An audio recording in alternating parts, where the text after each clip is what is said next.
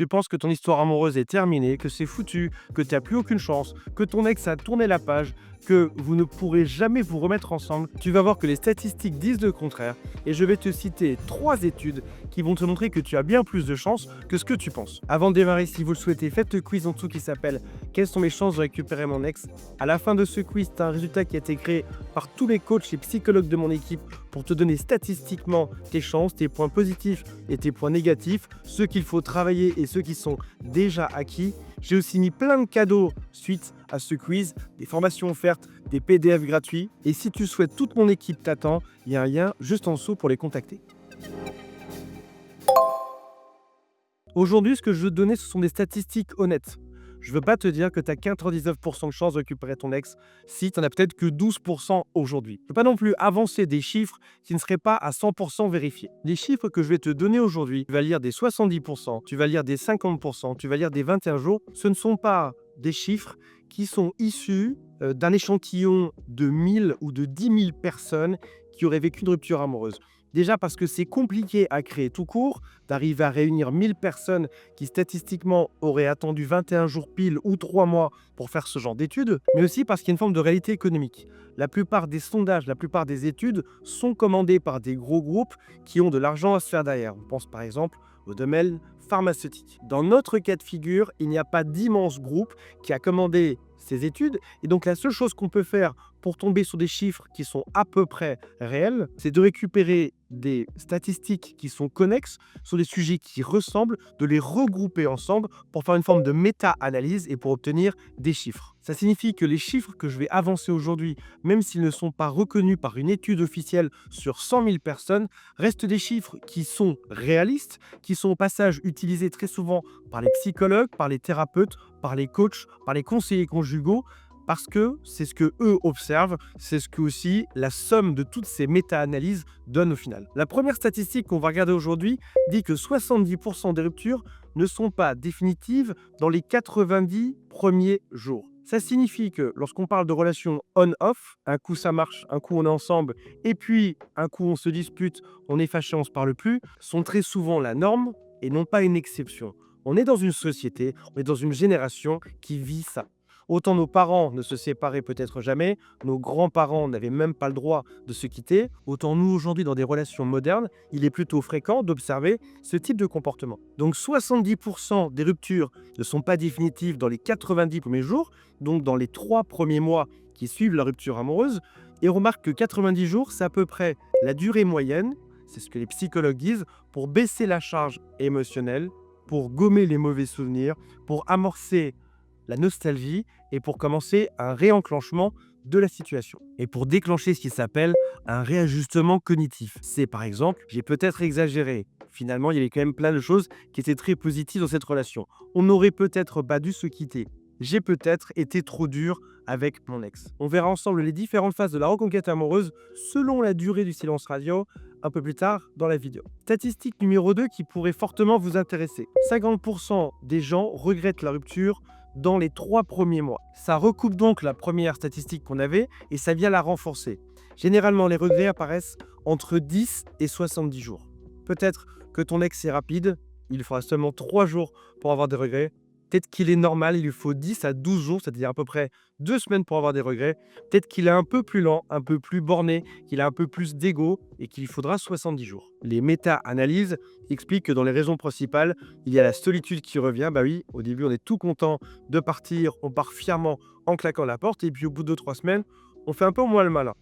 La comparaison va venir jouer en ta faveur. On va présenter des hommes ou des femmes à ton ex et puis il va comprendre que finalement, ce qu'il pensait acquis chez toi était phénoménal. Et ton ex va réaliser que ce qui était acquis ou ce qui lui semblait normal chez toi était en fait une grande qualité. Et puis, il y a forcément cette notion de regret. La perception du passé revient plus douce. Le cerveau est une machine à gommer les mauvais souvenirs. Statistique numéro 3, les chances de recontact augmentent de 70% après un silence de 21 jours. Il y a ce chiffre de 21 jours qu'on retrouve beaucoup dans les études, mais aussi dans le dev perso. C'est la durée nécessaire pour avoir une nouvelle habitude, pour changer un modèle. Par exemple, des études d'hommes qui sont partis sur la Lune ont montré qu'au bout de 21 jours, ils se comportaient différemment selon la pesanteur. Il y a toujours ce grand débat de savoir si un séance radio doit durer 3 semaines, 3 mois ou même voire une vie entière, et on en reparlera dans un instant. Ce silence, celui que t'affecte ton silence radio, va venir créer un sentiment de perte de contrôle pour ton ex qui n'arrive plus à savoir ce que tu deviens. Avant, tu étais acquise ou acquis, tu étais toujours présent, t'envoyais des SMS, tout d'un coup, il n'y a plus rien. Et mystère et séduction sont les deux faces d'une même pièce.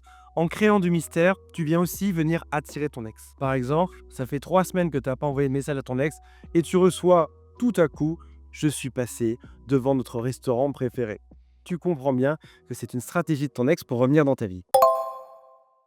Alors dans ces 3 statistiques, on voit bien qu'il y a cette notion de 3 mois. Sauf que pour certains d'entre vous, peut-être même pour beaucoup d'entre vous, vous êtes déjà à 6 mois de silence radio, voire 1 an, voire même beaucoup plus.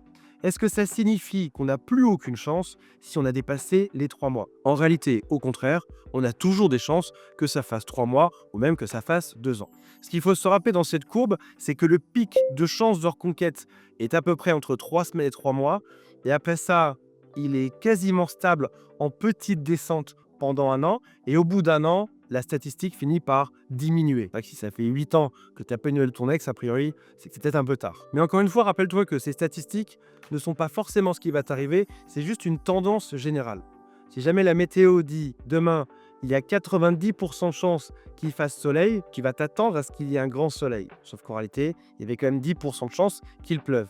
Tu vas dire la météo se trompe, alors qu'en réalité, il y avait 9 chances sur 10 qu'il y ait soleil, mais t'es tombé dans les 1 chance sur 10 où il a plu. Et les statistiques de conquête amoureuse se lisent à peu près de la même manière. Même si au bout d'1 an, les statistiques sont plus basses que celles au bout de 3 mois, tu as toujours des chances. Et j'irai même plus loin que ça en disant qu'une reconquête, plus elle prendra de temps, plus ce sera le signal qu'il y a une rupture qui est dite mature. Si ton ex revient au bout de 6 mois par exemple, c'est pas juste pour le fun ou c'est pas juste sur un coup de tête, c'est parce qu'il réalise ce que tu représentais vraiment dans la relation amoureuse. C'est parce qu'également, ces nouvelles relations, qu'elles soient amicales ou même qu'il ait été un peu dragouillé, ne le comblent pas vraiment. Il voit que lui, sa vie est en train de baisser en qualité, alors que toi, tu sembles t'éclater. On a dit que cette fameuse courbe était au maximum au bout de 3 semaines à 3 mois et que ça descendait un petit peu. Les retours tardifs, c'est-à-dire au-delà d'1 an, diminuent, mais il y a quand même encore une chance sur 3, quasiment, un petit peu moins, que ton ex revienne. Donc ça existe vraiment, que ce soit 4 mois, 6 mois, 1 an, voire même beaucoup plus. On parle de regrets différés. Et là, encore une fois, ça va dépendre beaucoup de la psychologie de ton ex. Mais alors, avant qu'on voit ensemble les différentes étapes de la conquête amoureuse, pourquoi est-ce qu'un ex revient aussi tardivement? Parce qu'il a essayé d'avancer et ça n'a pas fonctionné.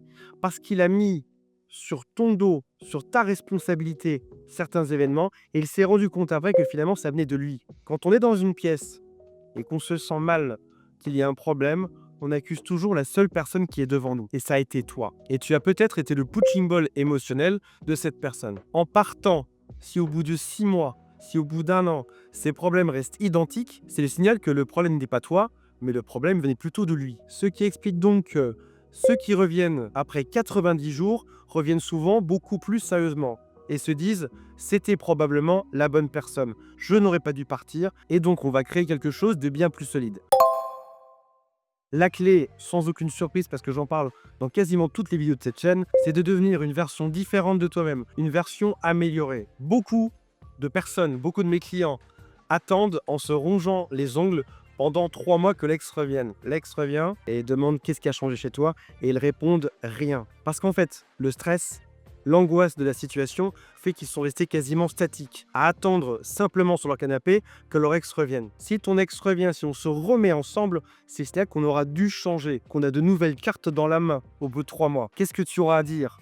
Qu'est-ce que tu vas prononcer comme phrase? Qu'est-ce que tu vas montrer comme changement? Voici une stratégie de reconquête qui est classique et qui fonctionne bien. D'abord, nos contacts silence radio pendant au moins 21 jours, voire même souvent 3 mois. La phase 2 qui vient chevaucher cette première phase, c'est cette fameuse transformation visible pour toi et silencieuse pour ton ex. La phase numéro 3, c'est ce qui s'appelle un signal faible, comme dans les sous-marins, quand tu écoutes les vaisseaux ennemis. Soit c'est ton ex qui va t'envoyer un signal faible, coucou ça va, j'ai vu ce restaurant, j'ai pensé à toi, etc. Soit c'est toi qui vas l'envoyer. La phase suivante, la phase 4, c'est que vous allez échanger ensemble. Pas de reproches, pas de tu m'as blessé, on entame ce qui s'appelle une reséduction. On est léger, on est un peu aérien, on parle de tout et de rien, et on reste intriguant. Donc on va vraiment du plus froid au plus chaud, le plus froid étant les SMS, un peu plus chaud, quelques SMS, encore un peu plus chaud, pourquoi pas un appel, encore un peu plus chaud, un petit date quelque part, encore un peu plus chaud, on se revoit plus longuement, par exemple pour les dîners ensemble, et encore un peu plus chaud, on s'embrasse. Dans cette 6e et dernière phase, tu crées une reconnexion progressive. Tu prends ton temps. Tu vas regarder si ton ex a changé. Tu vas regarder comment ça se passe. Tu ne hurles pas de joie à l'idée que ton ex revienne. Tu es devenu une personne qui est mature, qui est sage, qui prend le temps d'analyser. Est-ce que c'est une bonne chose qu'on se remette ensemble ou pas? Voilà mes amis, j'espère que ça vous a intéressé. Il y a un quiz en dessous qui s'appelle « Quelles sont mes chances de récupérer mon ex ?» On se retrouve prochainement. Salut à tous, bye.